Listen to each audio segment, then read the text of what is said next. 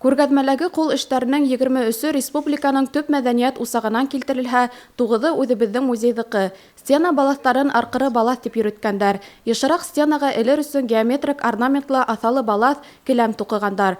Өбөрәһеҙ биҙәкле балаҫтарҙы айырыуса урал алдында күп һуҡҡандар. Биҙәкте арҡау ептәр менән һалғандар. Был аҫалап һуғыуҙың бер варианты булып тора. Диагональ һыҙыҡтар киртләс-киртләс килеп сыҡҡан. Тура мөйөшлө роб иң таралған мотив. Күҙәнәктәр эсенә төшөрөлгән һәм күп тапҡырҙар ҡабатланған руплы ҡыя селтәр иң популяр композиция булып торған. Ерлек булмаған саҡта орнамент мозаиканы хәтерләткән, башҡа төрлө биҙәктәр ҙә файҙаланылған. Был күргәҙмәлә келәмдәрҙән, балаҫтарҙан тыш,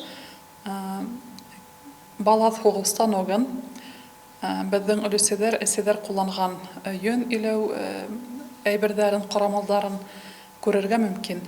Унан башҡа был музейҙың күргәҙмәһен Сибай ҡалаһының Камил Валиев исемендәге сәнғәт колледжының студенттарының ҡул эштәре биҙәп тора.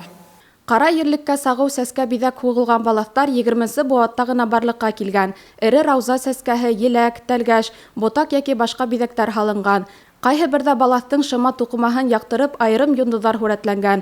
Башҡорттарҙа балаҫ һуғыуҙың ҡайһы бер үҙенсәлектәре уның Ҡаҙаҡ, Урта Азия һәм Яҡын Көнсығыш халыҡтары традициялар менән боронғо бәйләнештәре хаҡында һөйләй. Башҡортостандың көньяҡ-көнсығыш райондарында балаҫтарҙы әле лә һуғалар.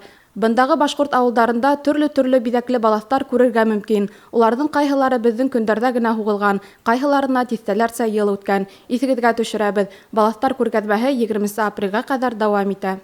Дилбәр Солтангилдина, Руслан Көмөшҡолов, Любовь Карпова, яңылыҡтар өсөн.